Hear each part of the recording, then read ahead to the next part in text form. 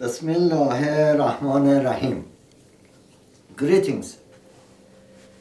The contents of this video lecture is intended to be a preliminary for a few lectures to come about the mathematical proof of existence of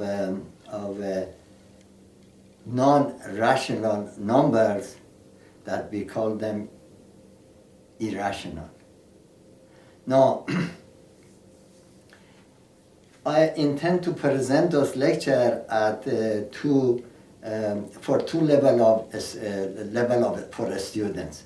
One for basic algebra and college algebra level, and second one is for a student having a bit more maturity in mathematics. Now, in this lecture, I'm going to kind of wave my hand and introduce some terms and vocabularies that we need to be familiar with for the coming, to better comprehend the concept of the forthcoming lectures. Now, so let's get started, shall we? Now, statements are assertions, which means something has been said. It is either true or else false. So it cannot be both, cannot be a matter of opinion. Now, they are kind of fundamental and building block of the logic. And the science of mathematics, as a matter of fact, swims in the ocean of statements. Everything we deal with in mathematics is a statement. Now, from the structural point of view, we can have, we classified in general into two classes. One is simple, which the truth table is either true or false. As the name indicates, simple cannot be simplified further. As a matter of fact, some books, they call it atomic, which means cannot be broken down further, and elementary. And then the second one is a compound statement, which is combination of two or more simple statement combined together or glued together using words with the words like and, like or, like if, then, or like if and only if, etc. Or negation of a statement.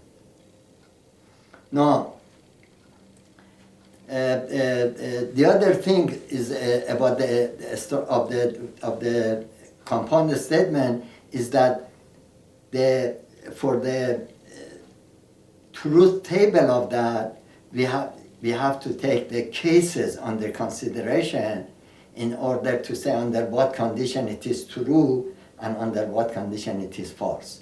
So compound statement is not like a simple statement which is true and false. That's it. It's simple as the name indicates. Compound statement, you have to take cases under consideration and analyze each of them and indicate under this and this can be true, under this and this cannot be true, etc. We will see them when I upload some good lectures about logic. I intend to dive deep into the subject for the coming near future, as I already mentioned. Okay, now the other kind of a statement that we have is called, I think, contingent statements. Statements that they can be true, they can be false, but I'm not contradicting myself that a statement cannot be true and false at the same time. I didn't say can be true or can be false. I didn't say and, but depending on the circumstances. So let me make a short example about that. Suppose we are in a classroom and there is no window. And I, as a teacher, said, "Is it snowing outside?" So I made a statement, simple statement. Now, you go out and there is no snow. There is no sign of a snow. There is no snow on the floor. But what I said is a statement, but is false. And then on the other hand, you go out and you see, yes, there is a snow on the floor, on the ground there is snow, and it's still snowing. So what I said, the statement I meant is true. So this kind of a statement they call contingent statements, which can be true, can be false according to the circumstances. So let me make an easy mathematical example. X minus 2 equals to 5. All right? Now, equality, by equality I mean grade school equality. I'm not talking equality of a rigorous mathematical definition of equality that goes for upper level mathematics, abstract algebra, reflexive, commutative, and transitive, and partitioning a set into equivalent classes.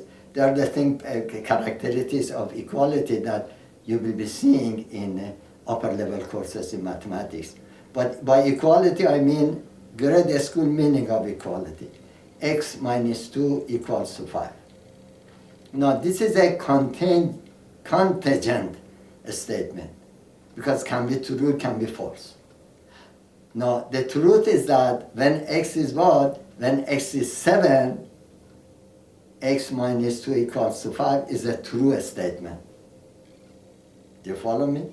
And if x is anything beside 7, is still a statement, but is false.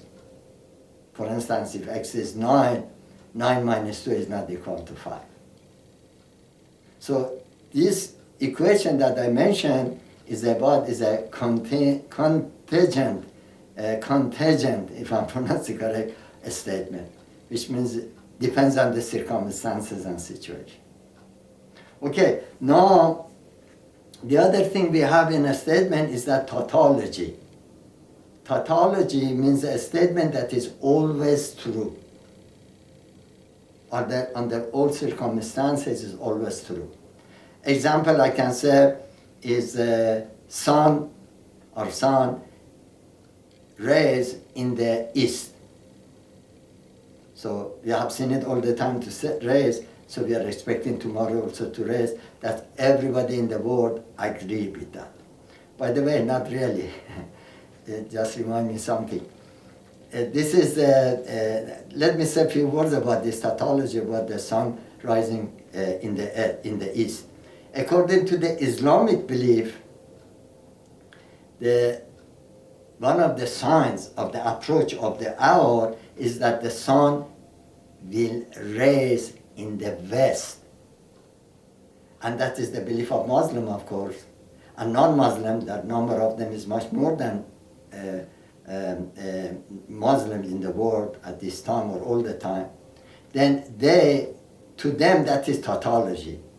Sun rising in the east is a tautology, but to a Muslim is not. That's interesting, isn't it? And then the other thing we have is contradiction. And contradiction, that we will see that in the proof coming, that we concentrate on that, is a statement that is always false. Always false.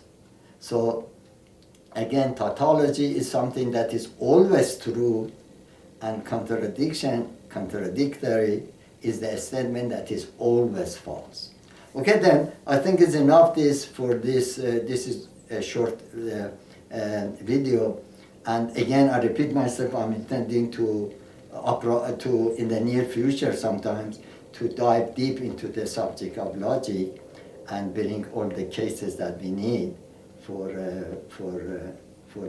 those students that are interested.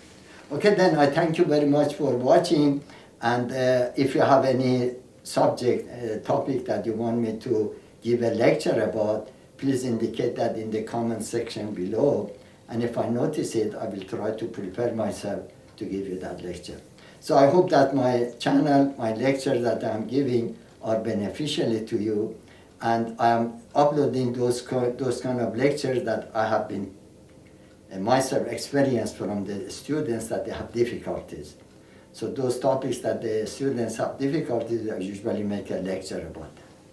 And some of them, as a matter of fact, is by the request of the student in the comment section.